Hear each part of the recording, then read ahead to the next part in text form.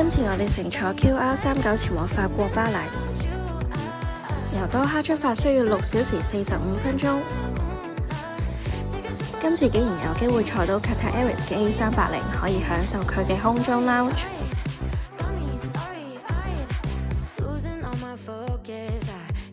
除咗本身嘅飛機餐，呢度仲可以揀特別嘅小食。2 hours later， 今次我哋住喺巴黎嘅星形凱旋門附近，由機場去酒店附近嘅地鐵站需要48分鐘，中途要轉一次車，全程係13歐。購買巴黎交通卡有2個方法，第一，可以喺 Apple Wallet 增加 Travel Card， 打返 Navigo 就可以啦。其次可以購買實體卡，可以喺 Service Centre 或者 Self-Service Machine 度買，但係就會收取2歐嘅買卡費。可以視乎自己嘅需要購買單程飛或者 Day Pass。來回機場就要逐程買，回程13歐。3, 2, 1。擺低咗行李，我哋就出去行下。酒店出嚟轉左就會見到星形凱旋門。行多2分鐘就會到香榭麗舍大道。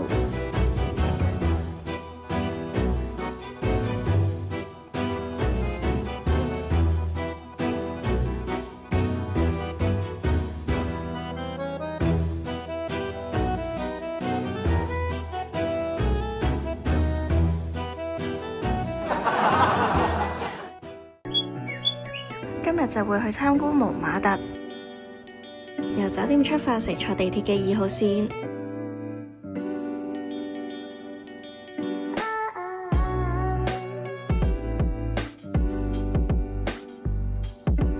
坐18分鐘就會到最近蒙馬特嘅地鐵站。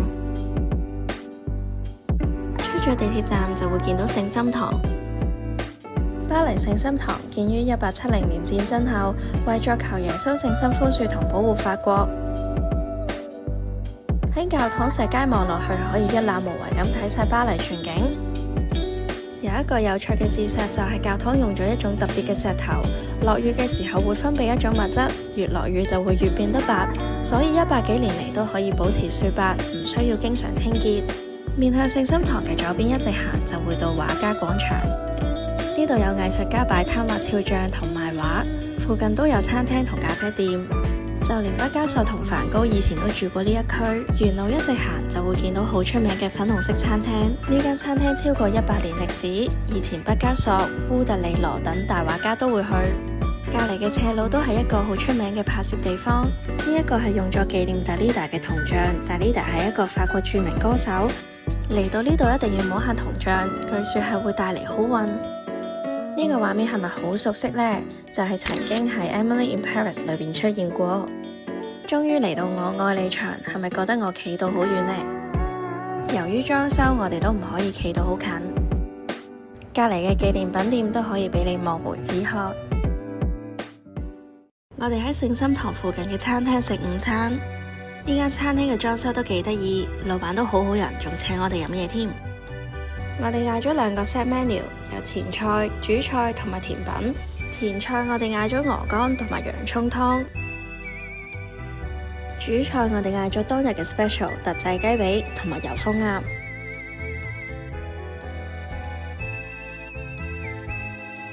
甜品就嗌咗 crème brûlée 同埋 chocolate mousse。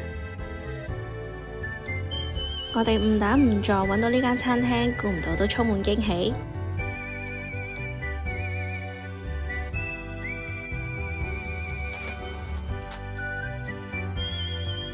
食完嘢先知原來可以搭纜車上聖心堂，可以用返 Navigo 交通卡或者即場買飛。之後我哋就坐地鐵12號線前往老佛爺百貨。嚟到呢度一定要睇佢最出名嘅聖誕樹。本身老佛爺百貨嘅天台可以免費上去參觀，可以睇到成個巴黎嘅景色。但係撞正佢有聖誕活動，要收費入場，我哋就冇去咯。我哋周圍行下就行到嚟 Place Vendôme， 呢度有 Chanel 同埋 Dior 嘅打卡位。如果想紀念嚟過巴黎，除咗買鎖匙扣，仲可以買 Longchamp。喺呢度買袋，除咗可以退稅，仲可以幫你印一個艾菲爾鐵塔。片尾會再教大家點樣喺機場退稅。可以選擇印埃菲爾鐵塔或者自己個名，最多5個符號。不過兩者之間淨係可以2選1。購物完之後就去咗位於附近嘅道樂麗花園聖誕市集。雖然我出片嘅時候聖誕市集已經完結咗，但呢個係巴黎最大嘅聖誕市集，所以每年都有。裏邊有大大小小嘅攤檔賣手工禮品、美食，仲有摩天輪、遊樂設施，超級浪漫，仲好熱鬧添。每年嘅11月中就會開始，大家都可以計劃下。到咗夜晚，我哋就去咗巴黎一定要去嘅地方，就係埃菲爾鐵塔。巴黎鐵塔喺日落之後逢搭正就會有燈光表演，每場5分鐘，最後一場係11點。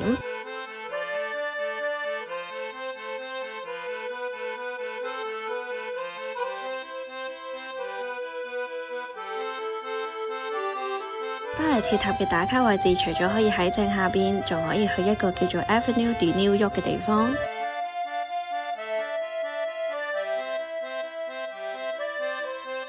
沿住呢條路一直行，就會見到一條橋，喺橋上面影都唔錯。影完相，我哋就喺附近嘅一間越南餐廳食嘢。我哋嗌咗一個牛丸粉同埋一個豬肉飯，仲嗌咗2杯黑糖珍珠奶茶。食完之後可以直接搭92號巴士返酒店。如果用 Apple Wallet 嘅 Travel Card，可以直接買 Bus Tram Ticket。上車之前就好似八達通咁樣嘟一下就可以啦。車上面都有顯示去到邊個站，唔使驚蕩失路。我哋喺凱旋門附近落車，行5分鐘就會到酒店。今日朝早我哋喺呢度買早餐，裏邊嘅麵包種類都好多。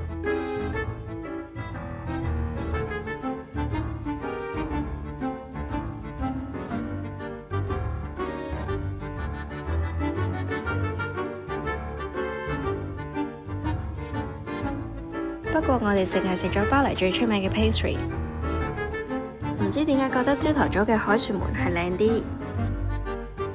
喺酒店附近嘅地鐵站乘坐 RER 嘅 A 線就可以去到迪士尼。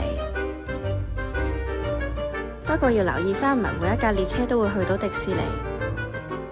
落車之後跟住指示牌就會到入口。入去園區之前循例都會有安檢。過咗安檢，左邊就係 Disney Studio Park， 右邊就係 Disneyland Park。我哋喺 Klook 買咗飛，揀咗1日可以去2個園區。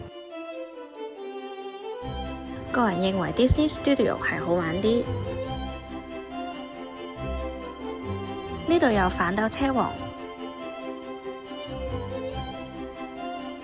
同埋 Spider-Man 嘅機動遊戲。佢係咁玩下停下，搞到體驗有啲差。搞到我老公都發晒吽哣。之後我哋就去咗玩 Iron Man 嘅過山車。如果驚離心力嘅，建議唔好玩，嚇到我要即刻食嘢冷靜下。我哋嗌咗風乾腸仔、芝士包同埋薯仔。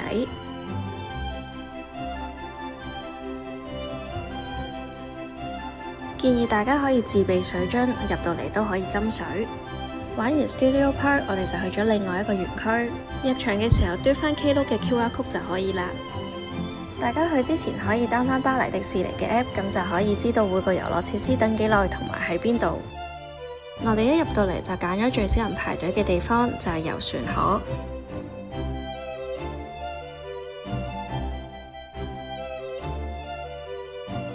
遊船河嘅時候見到呢個類似灰熊山谷嘅遊樂設施，勁想玩。我哋排咗50分鐘，下一組就到我哋，點知突然間暫停開放。我同我老公都以為會有 Fast Pass 去補償返，點知係乜都冇，白白浪費咗50分鐘。唯有轉移陣地去揾 Jack Sparrow。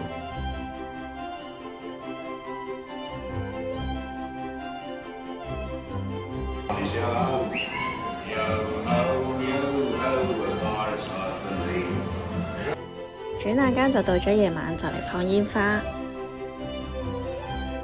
我哋本身都諗住玩呢個車，點知要等120分鐘。最後喺一個類似火箭餐廳嘅餐廳食嘢。煙花係10點開始，我哋9點半喺餐廳行出去都仲有好嘅位置。And so the story goes. Real véritable magie se trouve en chacun de nous.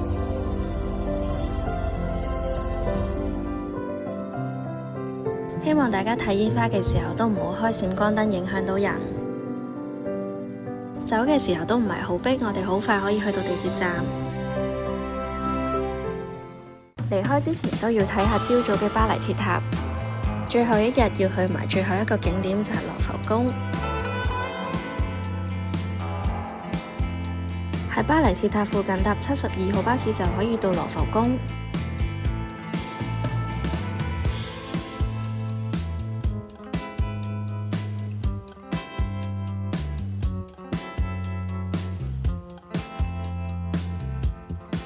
終於行晒巴黎必去嘅景點，最後就一定要行超市買零食手信。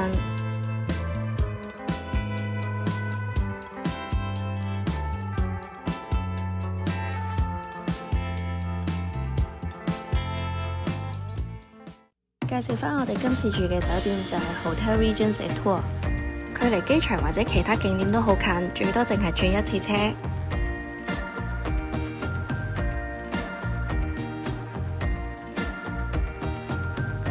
房間嘅燈光都尚算光猛，不過大細就一般，可以打開24寸嘅篋，不過就唔係完全打開。呢度都有保險箱同埋掛衫嘅位置，亦有額外嘅被同埋枕頭。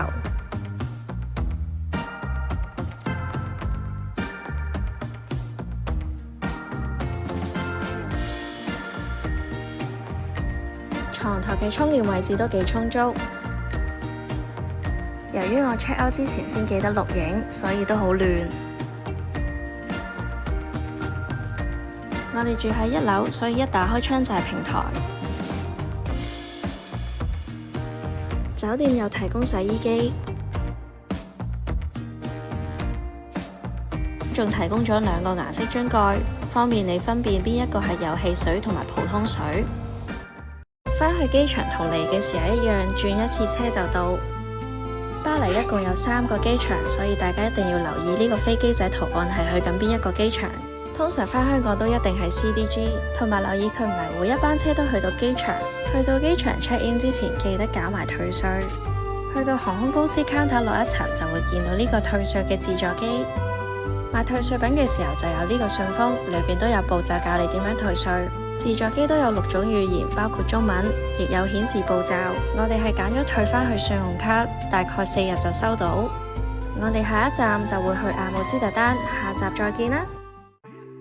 鍾意呢條片嘅話，就記得 like、comment、share 同 subscribe 我哋 YouTube channel，記得撳埋個啷啷，出新片嘅時候就會即刻通知你。